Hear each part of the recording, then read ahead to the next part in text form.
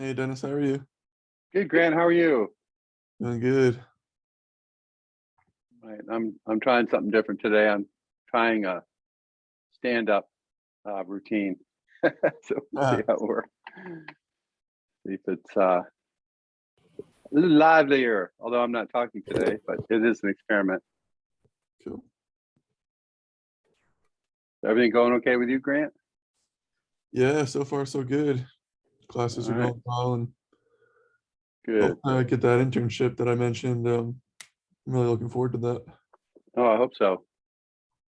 Hey, Donna, how are you? Hey, excited about today's meeting. Yeah, it should be good.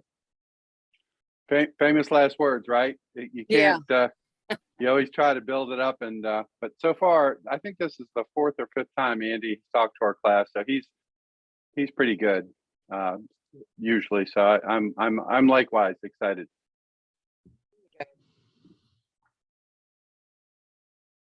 So my family and I are looking at coming to the Carolina show in March.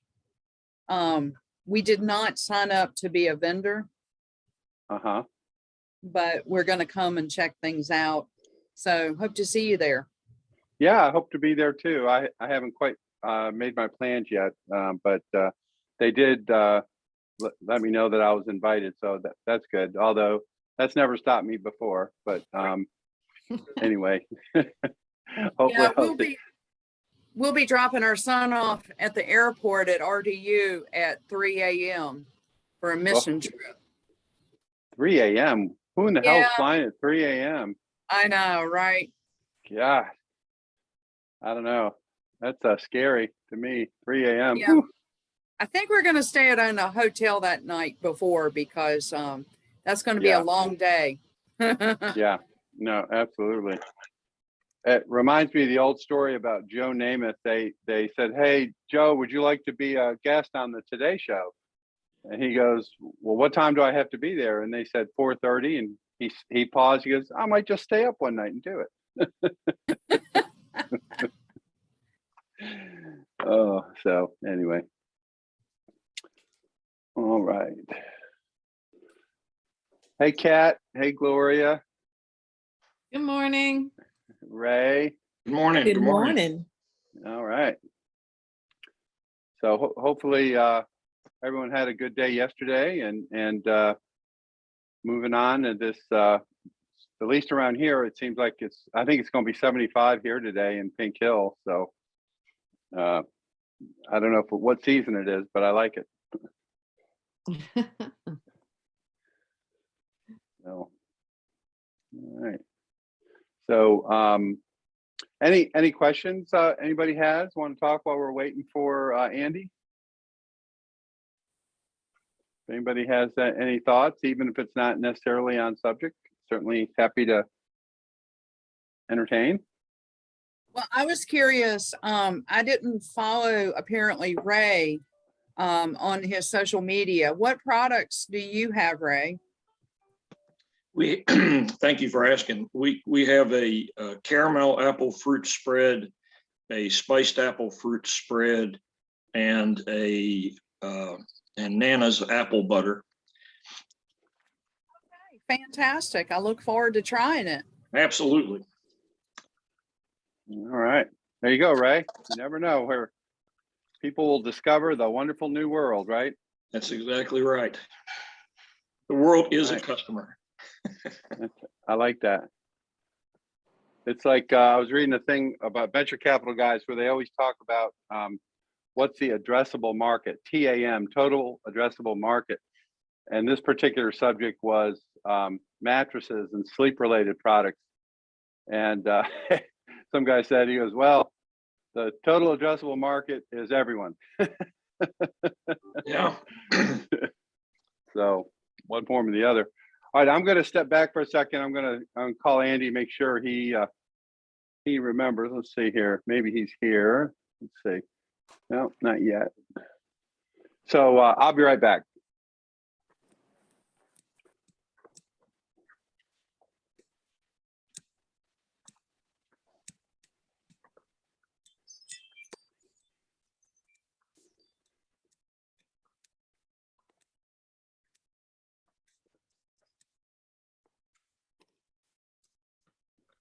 What is the name of your product, your company, Raymond? It's Heaven's Gate Orchard. Okay. I'm going there You're right the now. man. Talk to you. Bye. Thank you. Yeah, the web is heavensgateorchard.com.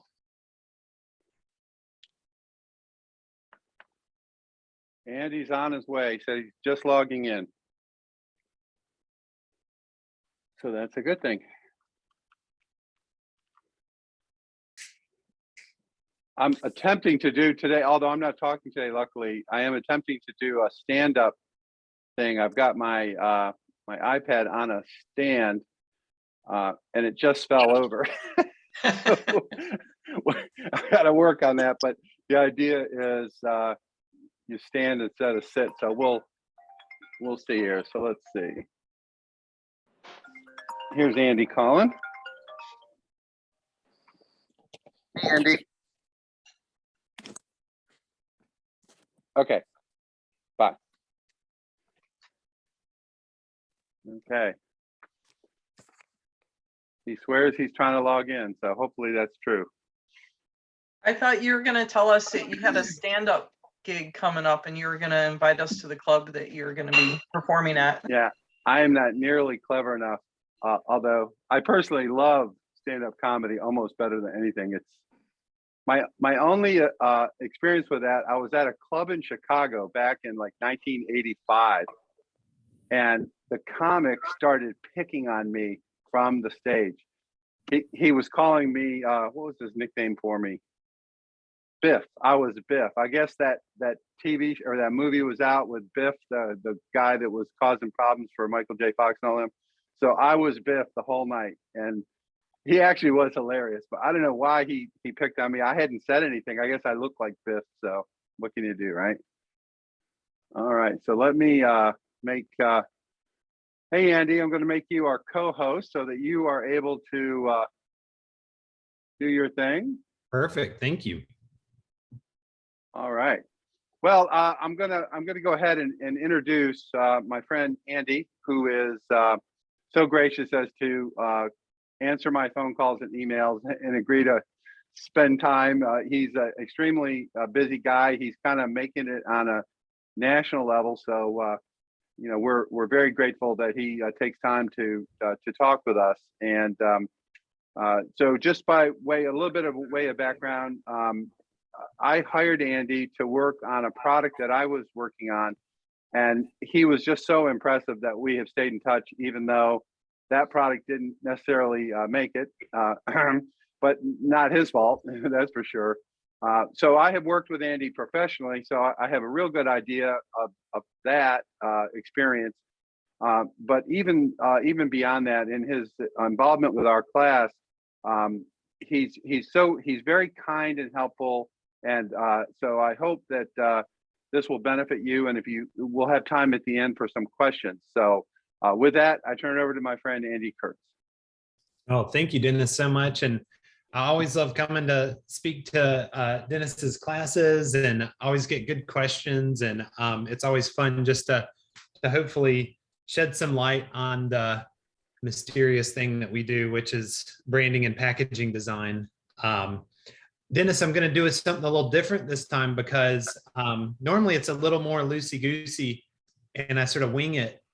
But I pulled together a sort of a packaging design overview for the Specialty Food Association, the national one. And it was part of their Maker Prep series. So basically it covers a lot of the minutia of packaging design. So I don't know where everyone is in their journey, but I'll sort of blow through that a little bit. If anyone wants me to slow down and sort of dig into like what a die line is and what print specs are and that kind of stuff, I'm happy to do that. But that's, instead of, just modifying it just for this class, I kept that stuff in here because in the past there have been some folks that have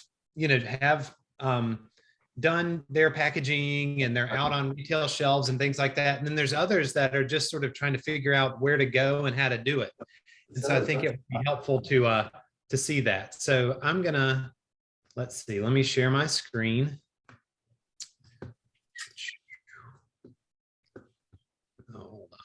like it being so big. Sorry about that.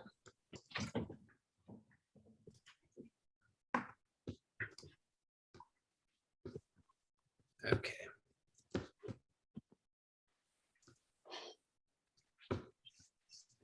It keeps making it really big, so sorry about this. Technical difficulties. All right.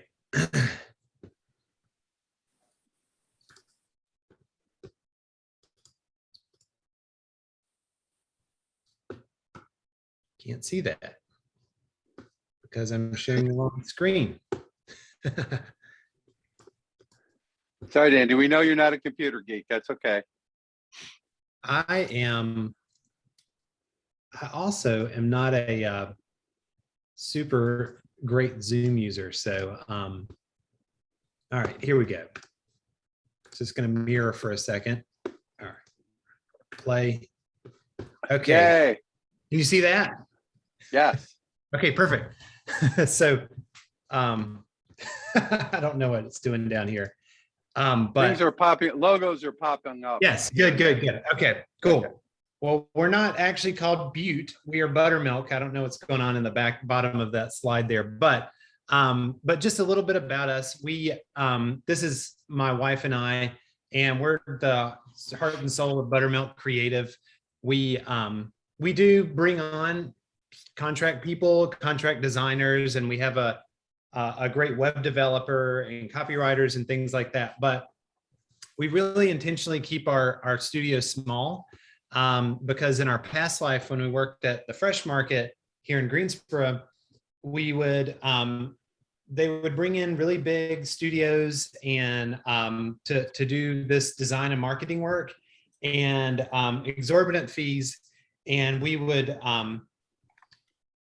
have to redo everything pretty much. And we just felt like it was such a disingenuous process, of like these big principals would come in and the creative directors and stuff would come in, wine and dine, and then they would disappear and we would be stuck with the account director or account manager or whatever. And you'd never get to talk to the designer. And it just wasn't a fun process. So we've always wanted to, in the 7 years that we've been in business, have always kept it really small. And luckily, my wife and I get along together and can be successful. That's not a small thing. I know. I'm very lucky. But like it says, we believe buttermilk makes everything better, even your brand. That's what our name means. And as I mentioned, with we had 7-ish years at the Fresh Market. We have 7 years here, 7-ish years here. So we just round that out to 15 plus years designing for specialty food and beverage brands. So here's some of the retailers we've worked with post Fresh Market. We've worked with Publix, helping supplement their in-house group. Obviously, we've done some work for the Fresh Market and Wegmans, just to name a couple, but then also, smaller specialty food brands, more boutique brands like Dufour. They make puff pastry. There's a sort of a heritage classic brand based up in New York. And there you go to Whole Foods, and if you buy frozen puff pastry, you're buying Dufour puff pastry. Pretty iconic, and we're helping them reinvigorate and sort of breathe some new life into their new products. They're exploring some plant-based stuff. Whitley's Peanuts is a brand based in Virginia. They are more traditional as well, 30 plus family-owned company. We help them redesign their logo, a bit of brand positioning, and then also their whole packaging line, which included over 200 products. Buttercraft is a very small offshoot of a more traditional brand called Eau de Lys de Bois. And they make truffle butter. And if you go to the Fresh Market or a specialty market and you see a little round tub of truffle butter that is orange and red, that is their truffle butter. And so they've created another brand called Buttercraft, which is more focused on plant-based dairy and things like that. So, and a little bit more attainable in the price range. And there's the Eau de Lys logo. So here's a little bit of what we'll be covering. I like to emphasize why packaging design is important. We'll talk about the elements of packaging design, and we'll look at some case studies and examples. So why is packaging design so important? Well, when you blur your eyes and you make everything gray and you sort of remove all the branding and design from the shelf, you can't see anything. You would confuse your customer. No one would know what to buy. So no matter how great your product is, if people don't pick it up and buy it, then because it's attractive, or it's if it's ugly, they don't pick it up. If it's attractive, they'll pick it up. If they don't do that, then they'll never try it. They'll never come back and buy it. It also gives your fans a customer, and your customers a recognizable and ownable look and feel, so they can find you. See, Cheez-Its, we all know what we know exactly what we're looking for when we're looking for that red box. So why is packaging design so important? Well, shoppers only spend a few seconds in front of a shelf. I mean, it's funny, like when we do packaging design projects, we spend hours designing and then hours reviewing it with the clients. And we're going over like the technical content panel, and we're going over the back panel with the marketing copy, and we're nitpicking every single thing. And your customer's literally going to spend like 3 to 5 seconds, interacting with it, at least on the shelf. They'll take it home and they might read it and things like that. I like to think they do that if it's designed nicely, but really you really have such a small window, and there's just so much noise, especially nowadays. If you go to the grocery store, you're just inundated.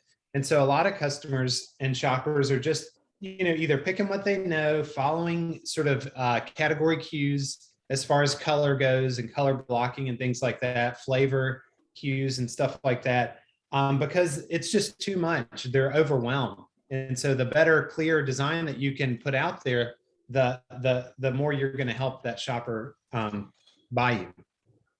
Like I said, they're really basing a lot of their purchases on emotions versus, logic. It's like, well, yeah, the claims on that packaging, all 10 of them sound amazing, but I'm looking at this one. It only has 2 claims on it. It's bright. It's in my, it's really in my face. That's the one I'm going to buy. And you really just have 20 feet and 3 to 5 seconds to attract a consumer's attention at shelf and spur a purchase. So like I said, it's, they're not, grocery stores are not museums that people are just sort of slowly walking through and taking everything in. It's pretty ruthless out there. So I'm gonna, real quick, I'm gonna change my view so I can sort of see the group. If you can raise your hand, so I'm gonna go through things like die line, print specs, that kind of stuff. Would that be helpful to folks, or is everybody sort of beyond? Okay, so that'll be helpful. Cool. Okay, I will then do that. Let me minimize this again. So what I'm going to go over is the packaging format, die line and print specs. Then I'm going to talk a little bit about technical content, messaging and design. And so this first thing is your format. So retail packaging formats. So that is, you have to, before you do any kind of design, before you go to a printer and get a die line or anything like that, you have to figure out what your product is going in. Is it going in a carton? Is it going in a bottle with a label? Is it gonna go in a stand-up pouch, bag, flow wrap, all the sort of technical terms. And all of that is going to be dictated by your production process or your co-man's production process. So it's good to collaborate with them to see what's going to work on their machinery. More than likely, they have something that they're already doing for someone else that you can piggyback on. So this is really the first thing that you need to do to start the process. And we, as designers, the die line is super critical. This is one of the first things when we onboard a client that we ask for. And this is provided by your printer, and they all look a little different. So this one is a die line for a yogurt tub or any kind of tub, but it's basically a plastic tub. And you can see that it has, you know, these boundaries, it has some cut marks and things like that. But really the most important thing that this tells me is, you know, the size and sort of where to put roughly where to put the information, and just the design boundaries. This is an example of a chip bag, like a, you know, just a traditional, I think this is a 4-ounce chip bag. So you can see this one has not a ton of information. This one has a bunch of information.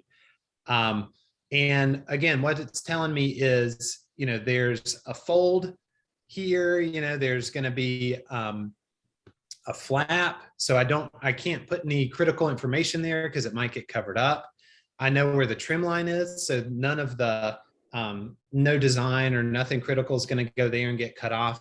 I know where seals are. A lot of time in bags and pouch bags and things like that, the seal can distort the design. So you don't want to put anything in that seal. There's the eye mark. That's basically what, when the press is reading these marks. And so it doesn't really do anything for your design, but the press needs to read those to either know to trim it or to measure something. And then there's dimensions. So again, so like, I know my computer screen's only so big, but I can visualize and sort of figure out, you know, if something's 7.5 inches wide or whatever, you know, tall, I can sort of visualize that in my mind, and I can sort of know how scale, and so that I'm not designing stuff too small or too big.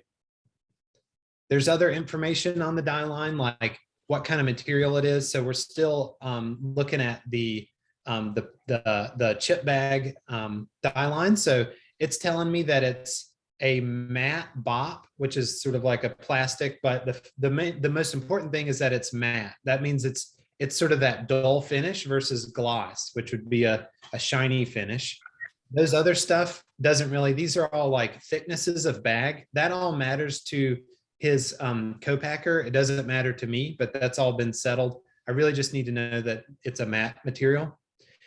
The special finishing, so like, does it have a little tear notch? Does it have a zipper so I don't put any critical design there? And does it have a hang hole? We don't want to, you know, put something important smack dab in the middle of a hang hole, and then, you know, half of our messaging is gone. So obviously his bag, my client's bag, didn't have any of that. The measurements, which is, you know, that's, like I said, that's critical. And then color info. So in this particular job, it ran what's called 4-color process. So CMYK, that's the 4 colors, versus spot color, which is, maybe you all have seen these, but this is a Pantone chip. And spot colors, you know, you think about Coca-Cola red or IBM blue, or I don't know, you know, like iconic colors. Those are spot colors. And as your brand grows and gets bigger, it starts to become more critical that you sort of figure out what your brand colors are and then keep them consistent. And when you run spot colors, whether you do a pouch bag or a can or a billboard, it'll all look the same. It'll all be the same. That's why Coke red is the same on any kind of surface it goes on, even digital. But in this particular instance, the white goes down on the back, because when chip bags print, they're semi-transparent. So there's a foil layer, and then there's this BOP material goes on that, and then a white layer prints on that, and then the design prints on top of that in these 4-color process. And you'll also, when you get your die lines, you'll also get something that looks like this, which is a print spec sheet. And this is helpful because it tells me some limitations of the printing. So this is the yogurt tub spec sheet. So dry offset printing on a yogurt tub is one of the most sort of, I don't want to say low quality, but it's not super detailed. And so a lot of there's a lot of constraints. And so you saw, I don't know if you remember, but in that die line, the UPC was in the middle of the tub versus like tucked down at the bottom corner. They do that because as you go farther down the cup, it distorts because the cup is at an angle. So anything that's printed sort of below that middle line in the cup will be a little blurry. And so they don't want the UPC to be blurry and not be readable. There's other information on here for me that, like, I know that the type size can only be so small. And so, you don't want to print, you don't want to design something and then when it goes on press, it all fills in and you can't read it or it's blurry. So this is critical information for a designer. You don't necessarily, as a maker, you don't necessarily have to worry about this, but we as designers will need it. I should stop here and just see if there's any questions on sort of these more, I don't know, the elemental elements of packaging design. And I can only see 4 people, so I'm gonna, I guess you can raise your hand, like raise your hand on the little Zoom thing if you have a question. Okay, I'll keep going. And obviously we can take questions afterwards. So the next elements of packaging design is the technical content, also called the info panel, information panel. This is all stuff that is regulated and required by the FDA and or the sort of certifying organization. So like the organic, USDA organic or non-GMO organization, but the nutrition facts panel, the ingredient statement, the net weight, and there's also the distribution statement, all that kind of stuff. The FDA has given guidelines and we have to follow it. So, nutrition facts panels have to be a certain size. There's different formats. So like if you have a really tiny, spice jar, you don't have to put this big, well, spices don't really need nutrition facts panel. If you have a really small sauce jar and you don't have to put this really big nutrition facts panel, there are other simplified options, but there are minimum point size requirements for that, font size requirements. And then there's other requirements like, the ingredient statement has to directly follow your nutrition facts panel. And then after that, it's the distribution statement. And then as far as the net weight goes, that always has to go on the front. It can't be on top of design. It can't have any impeding elements. And it has to be a certain size, which is dictated by the square inch of your, what's called the PDP, which is the front of your packaging. And we are by no means legally able to review packaging or anything like that for our clients, but we've been doing this for so long that we just know we either know the requirements or we know where to look on the FDA website if we have a question. Like, we don't always do like dual column nutrition facts panel, the ones that say like, as like basically like in the box versus as prepared, and there's like 2 different contents or, different measurements. We don't always do those, but we know where to look to figure out how to create those for our clients. And I should also say that these nutrition facts panels are created by a lab somewhere. We don't just like type them up. Like your product will go get analyzed at like NC State, and they will then send you a report with your nutrition facts panel. And then we as designers we can take it and then make it fit and work on your packaging. There's also the UPCs, like I mentioned with the yogurt tub, and UPCs are, they also have a minimum size requirement, a minimum, a color. They always need to be dark. They don't have to be black. They have to be dark on a light surface, a contrasting surface. and you just want to make sure that they are, they're ugly. They're not fun to put on your packaging like design is, but they have to be there and they have to be prominent, because the last thing you want to do is, get into a retailer finally, and then they can't scan, or it's a pain to scan, and so it's really important that you make all this stuff very prominent. And then, like I said, there's these other, whatever sort of certifying organization you go through will provide guidelines. So like the, USDA doesn't really have very strict guidelines, except that you have to be certified organic to put their logo on your packaging. You can say it's organic, but to put their seal, you have to be paying for their service and be certified, obviously. But you can go to their website and download their logo. They don't really have a minimum size requirement, whereas the non-GMO project, they are very persnickety about minimum size, clear space around their logo, all that kind of stuff. So some organizations are super picky. A lot of the kosher certifications, they don't, there's not a ton of guidelines around their certificate, other than needing to actually be certified by them, be kosher certified. But so it sort of runs the gamut. And obviously, as you go through the process of getting certified and gluten-free or whatever it is, they'll provide that for you. And your designer is going to ask for that documentation, so that they have that information to design the packaging around.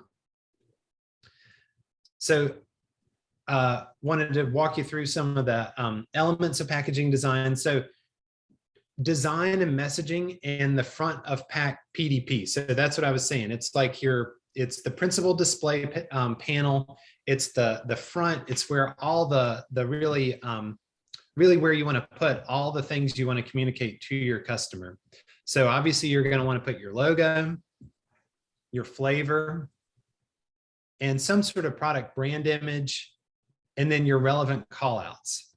And this is really, I think, sort of a good balance of all this stuff. Really, it's only 3 very important claims that are going to resonate with this particular client's core customers, and it's not too busy, it's not too much, but it is going to stand out on the shelf. It is sort of like that brand image shows me what the product is in a fun way, and it's just going to stand out when you're sort of looking at the sea of chips and snacks.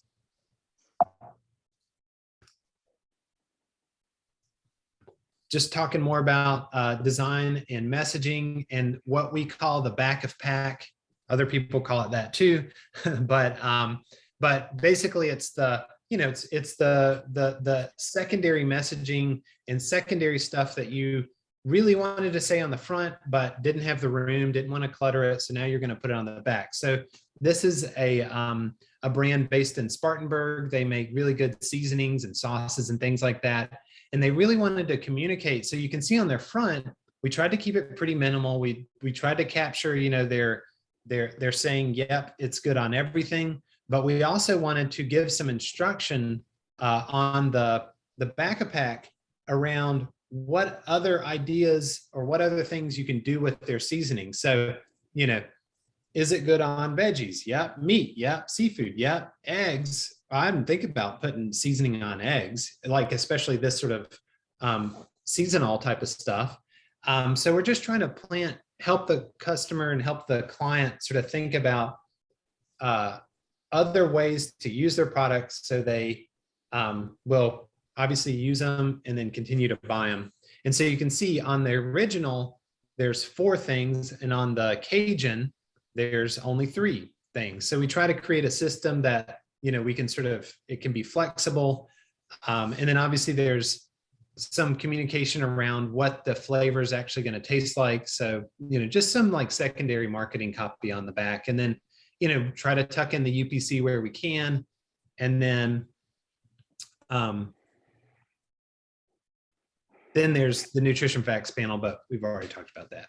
So it's always important to take your products, whether you get a planogram from your from the buyer that you're working with or broker that you're working with, or you actually go into the store, you print off your packaging and just go to the grocery store and put it on shelf.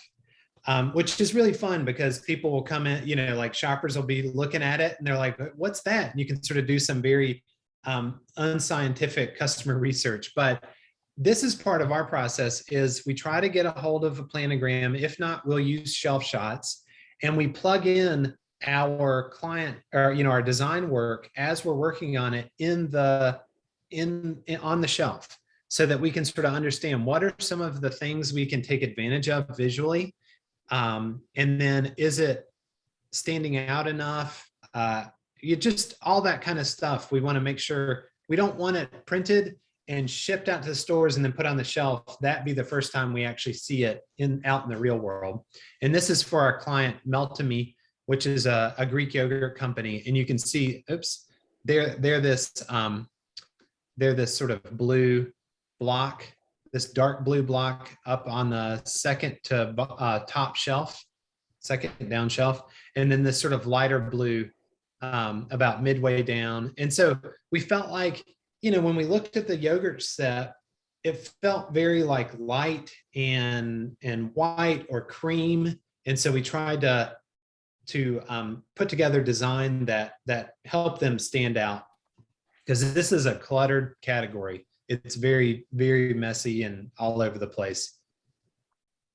All right, now we're going to look at some design. So like I said, this was this is a little bit more close up of the Meltemy Greek yogurt. They are a traditional Greek yogurt. They have their yogurt cultures come from the Isle of Crete. So it's very traditional.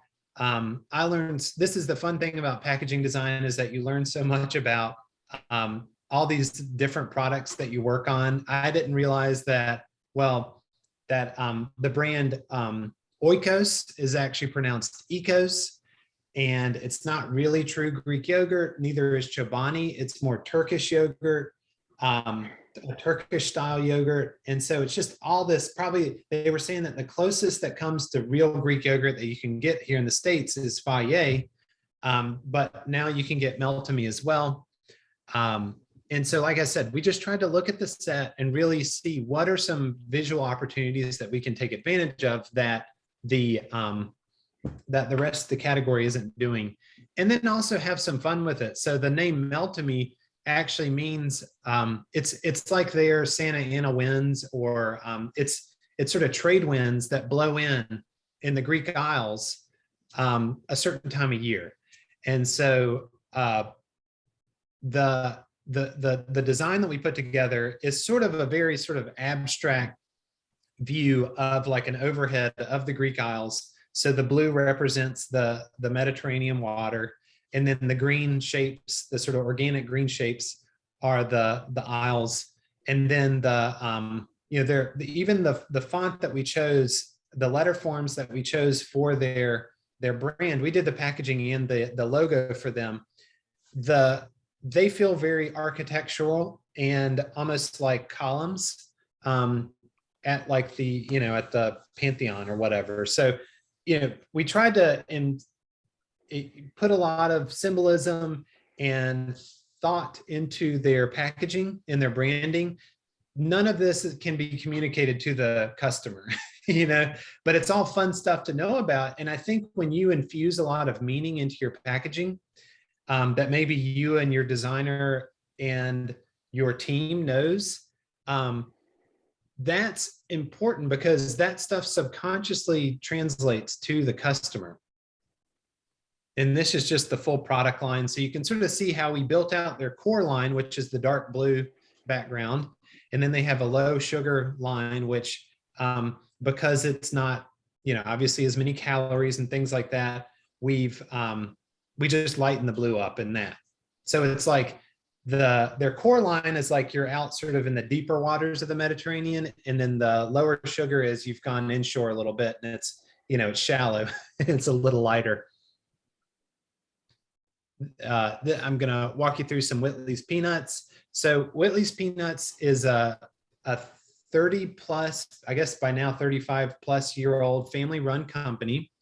And they hired us to redesign their logo and their packaging. And so that was sort of a daunting task because they're peanuts. It's not a radical category. It's not a, their customer, at least their current customers are not, it's an older demographic. It's a more gift Q4 type of product. So we really couldn't sort of go crazy with their logo and sort of rock the boat. But we did feel like we had some opportunity to refine it and just make it more specialty. And so that's what we did. So we really focused on helping them organize their packaging and create a really solid system. Because like I said, they have over 250 products. So we really wanted to create something that would be very flexible and be able to work across all their different product categories. So there's very prominent product names, so you know what you're buying. There's opportunity for secondary messaging to reinforce their sort of whatever kind of objectives they have in their with their packaging. And then there's this little flavor call out badge all on across, whether it's a tin or a pouch bag. This is the system, and so customers are being trained to know where to look, especially if they have retail stores. So if you go to their retail store, it's just a sea of cans and tins, and you really need to know where to look so that you're buying salted versus unsalted, or vice versa. And then we've obviously included some space to add any kind of relevant certifications as they apply to them.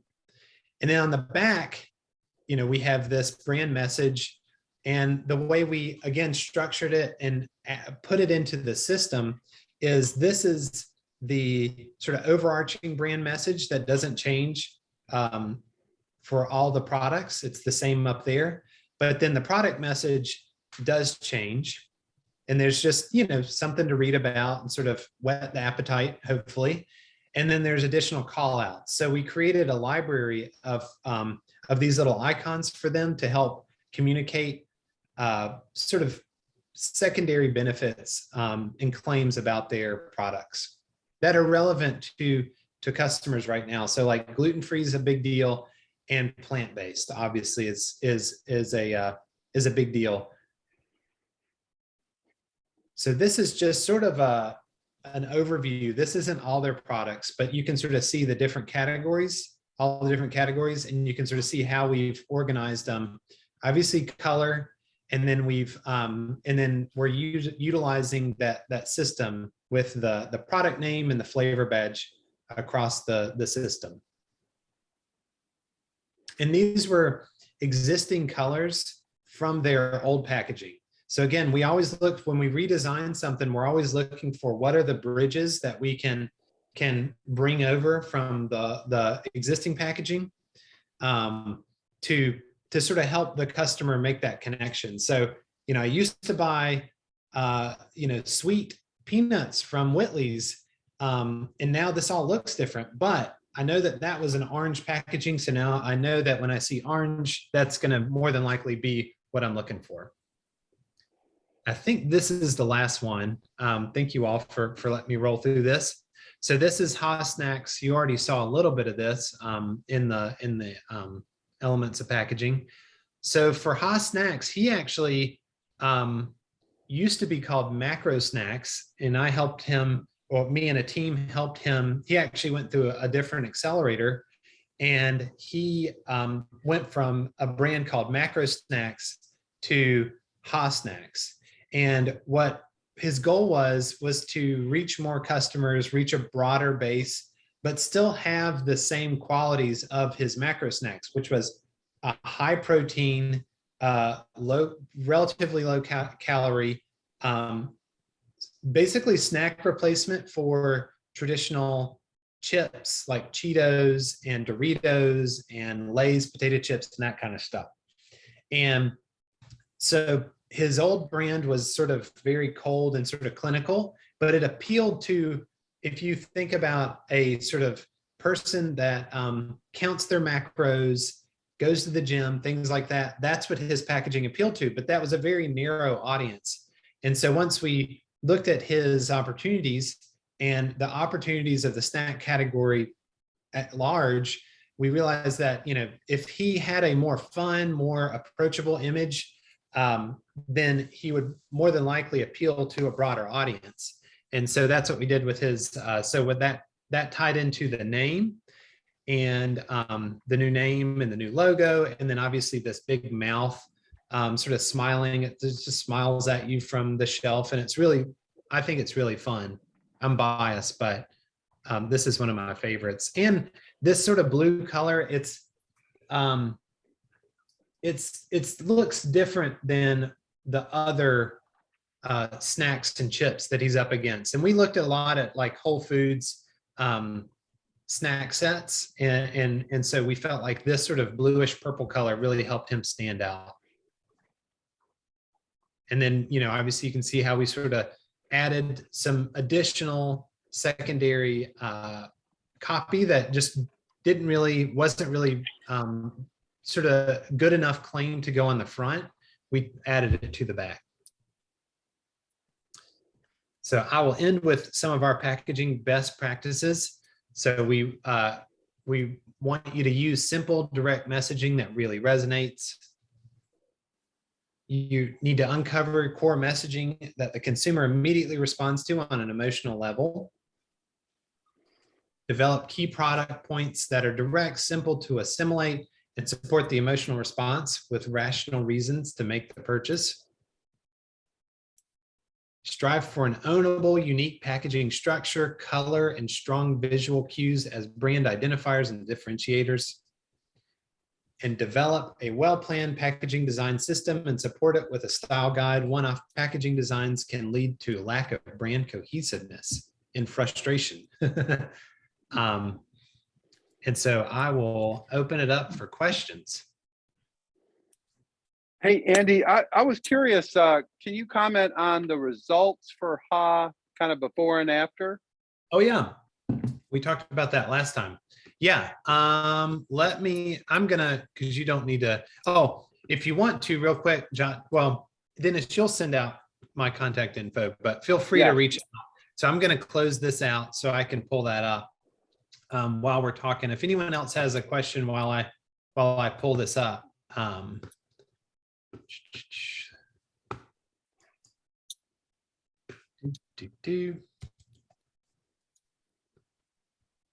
I actually have a question. Sure. So thank you so much for doing this today. This has been very eye-opening for me. Oh, good. So,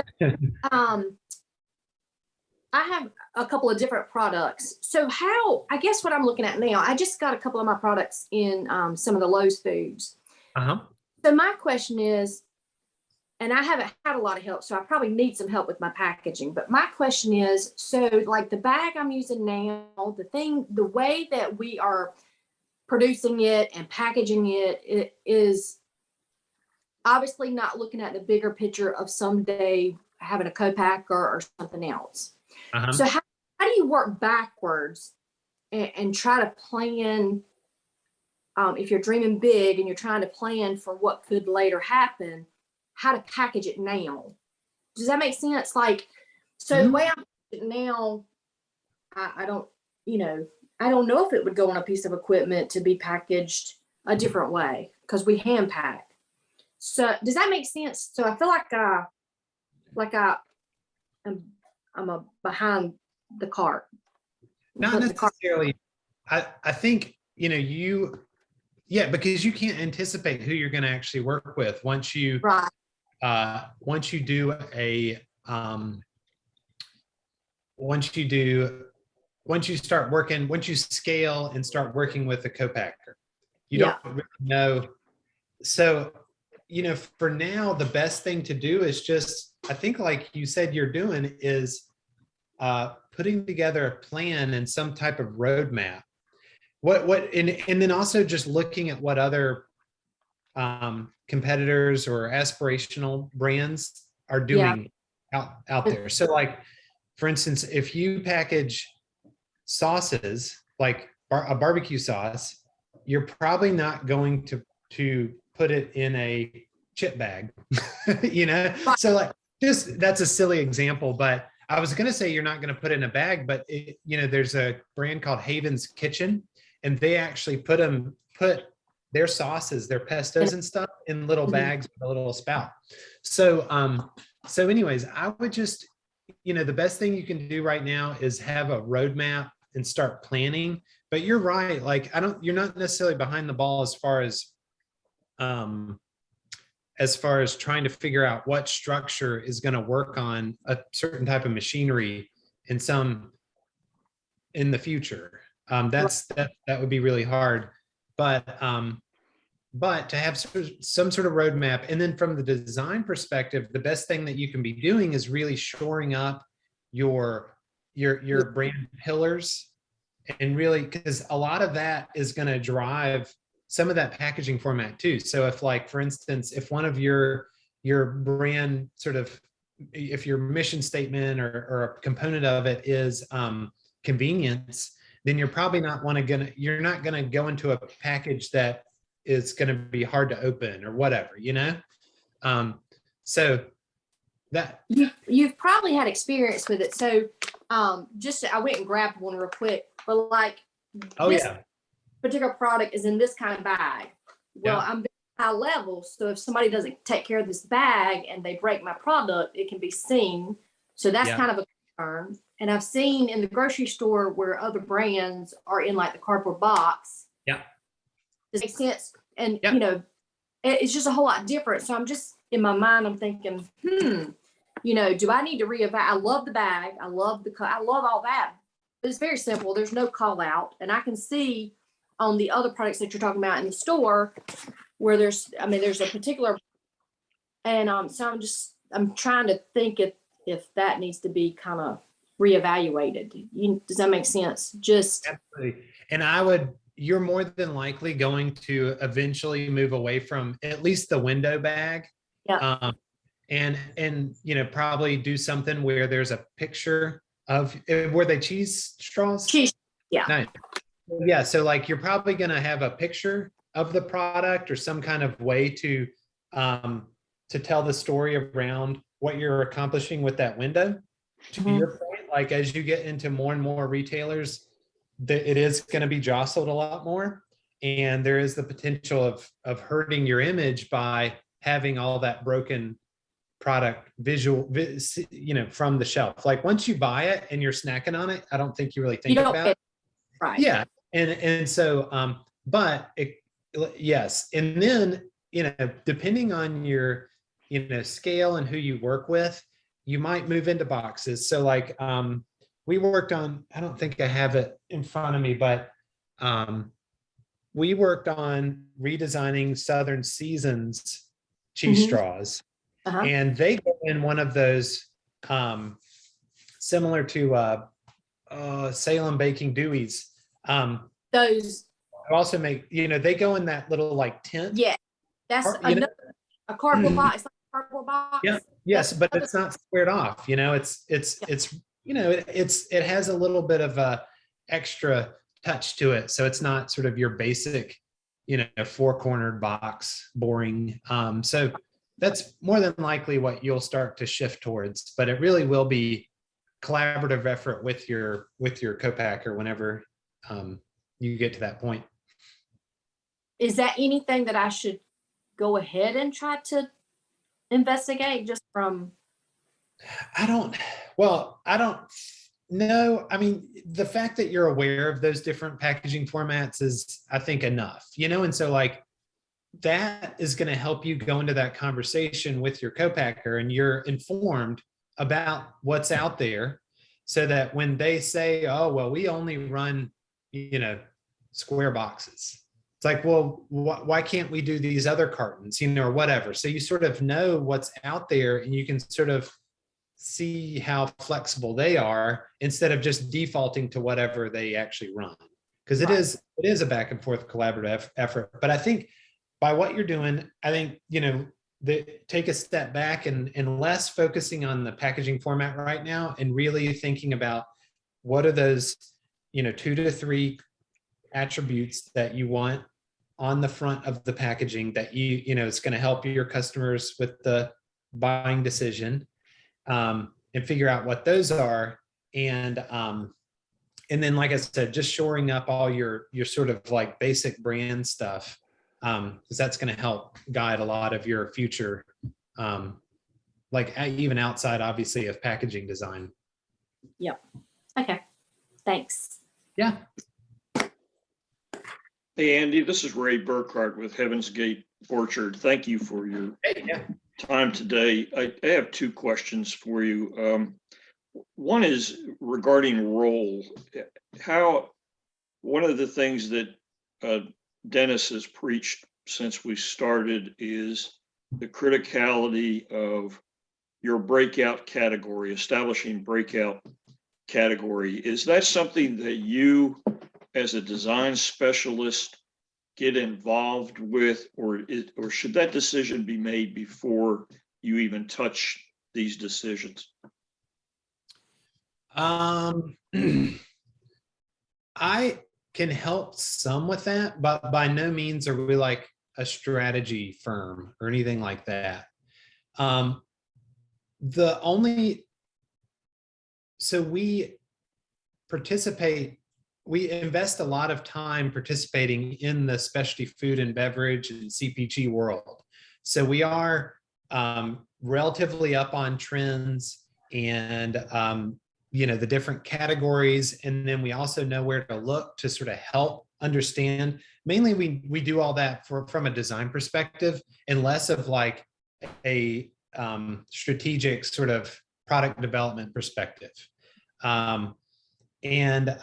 So I think you would look for someone that's a little bit more like a data person that could help you sort of go through the spins or IRI or whatever to sort of understand here's our portfolio, what's going to be the thing that's either needs to be developed or based on our capabilities, or what in our product portfolio should we really invest that time and energy in to promote and all that. Thank you. How do you measure the effectiveness of the work you've done? It is sort of it is squishy. We really, and that's a good segue because I can talk about the Haas Snacks, some of the data that he's pulled. So it runs the gamut of like, I'd like to think that, especially in a redesign, it's pretty if a brand is went through a redesign and they didn't necessarily add a bunch of new retailers and things like that, I mean, that's a whole nother story. But if they didn't do that and it's pretty apples to apples, then you can really look at, they can really look at sales data and sort of understand over a certain amount of time, well, were sales better pre-redesign or post? And, most of the time it's better afterwards. And so that's one way to measure it. But, to go back to the getting into more and more retailers, we help a lot of folks, especially small ones, look more polished and look better. And so when you do that, that obviously gives the founder or salespeople more confidence to go out and sell it, pitch it to retailers. You look more professional to the retailers, and therefore you get into more retailers. So like, with a redesign or just a working with a design professional, it just helps your brand, so that's another way to measure it is we had more opportunities. And so we'll tell that story a lot with our clients. But then other clients are very like, they measure a ton of stuff. So I'll segue into the Haas Snacks. So his, after his rebrand from Macro Snacks to Haas Snacks, he, within the first 30 days, His revenue was up 177%. He gained 1,196 new customers. His acquisition costs went from $35 to $8, and his conversion rate online went from 2.12% to almost 7%, 6.95. And then this also helped him. So that was all just his online existing like Amazon business.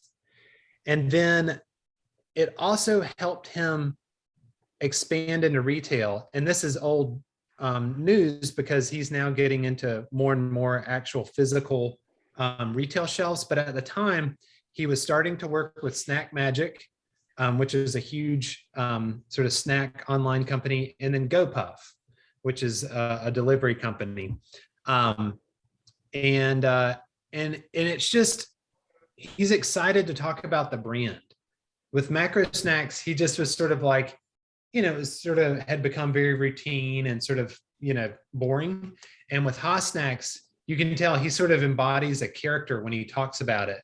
And so when he's going out there and trying to talk to investors for fundraising, he's just more animated and things like that. So that's another sort of squishy benefit to really going through something that that you really feel proud of and really believe in.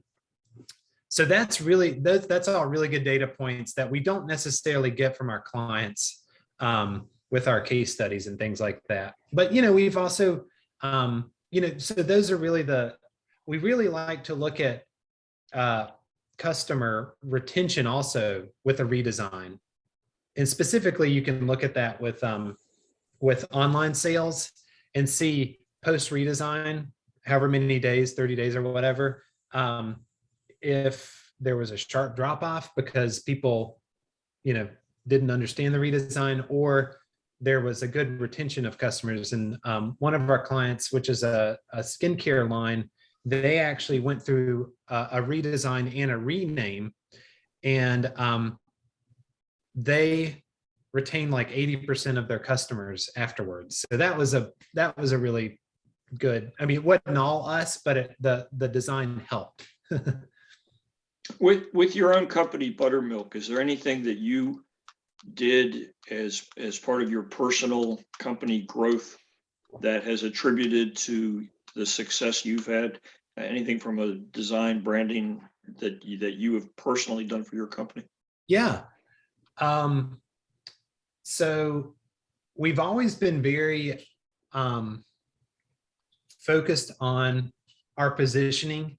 And even like when we started, we wanted to become known as the packaging design experts, mainly in the Southeast. We didn't really, there's so many talented people all over the nation that we really wanted to just focus on the Southeast because we didn't really see anyone doing that. And so that was our goal starting off, was let's just build a case for us being packaging design experts, no matter what the project is.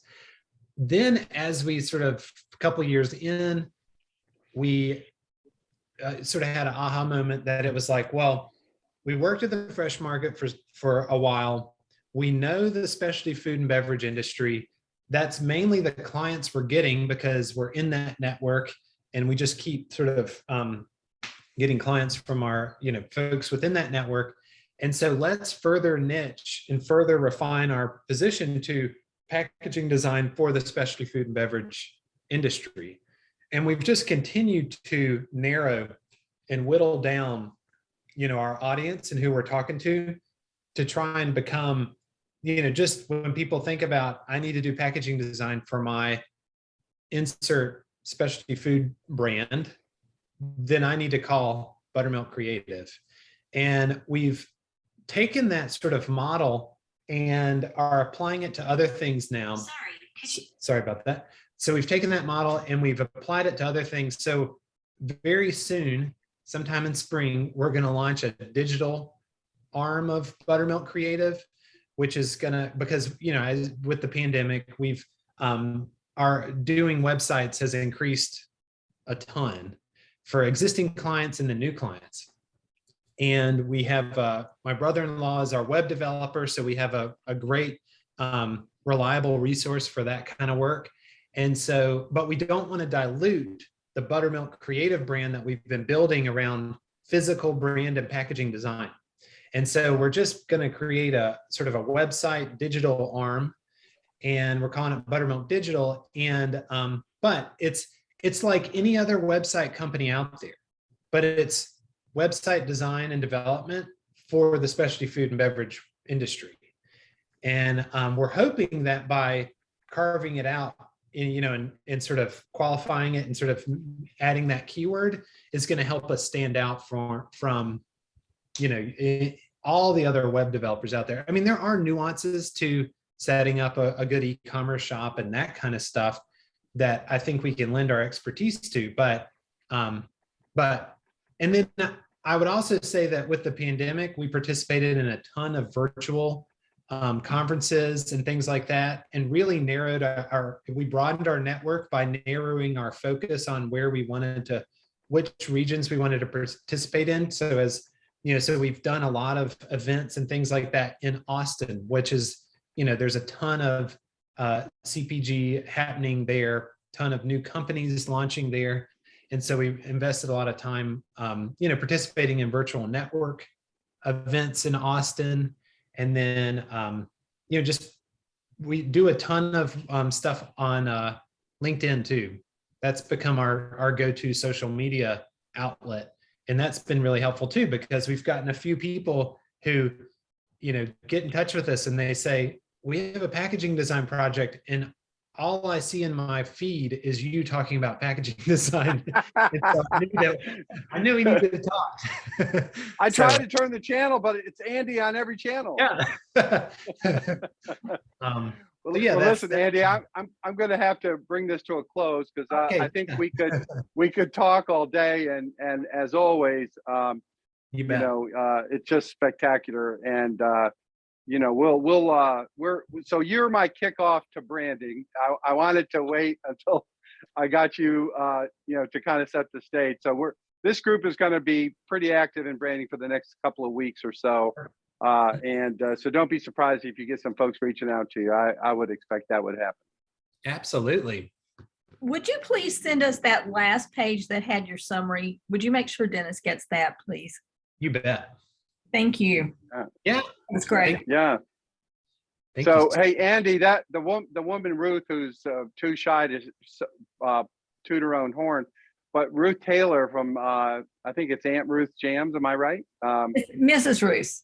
Mrs. Ruth Jam. I think of it fondly because my aunt was my favorite. But anyway, she just won her 3rd Good Food Award nationally. Congrats! That's awesome. Yeah. Thank you. Yeah. So she's a former Scrum Master for IBM, running digital projects. So it's really, I love it. Yeah, it's a great combination, digital and jam and jelly. That's perfect. So, I can see that connection. yeah, exactly. So anyway, well, Andy, again, you're too kind to our group, and we really appreciate it. But I'll post anything, Andy, you want me to send that you want the group to have. We have a little private group that we share stuff in, and I'll be sure everybody has your contact information. Perfect. Thank you all so much. And thank you. I'm reading through the chat. Thank you so much for all the kind words, and I'm happy to present. Great. Thank you, Andy. Thanks, Say everybody. Say hello to my little buddy for me. I will. Bye-bye. Bye-bye.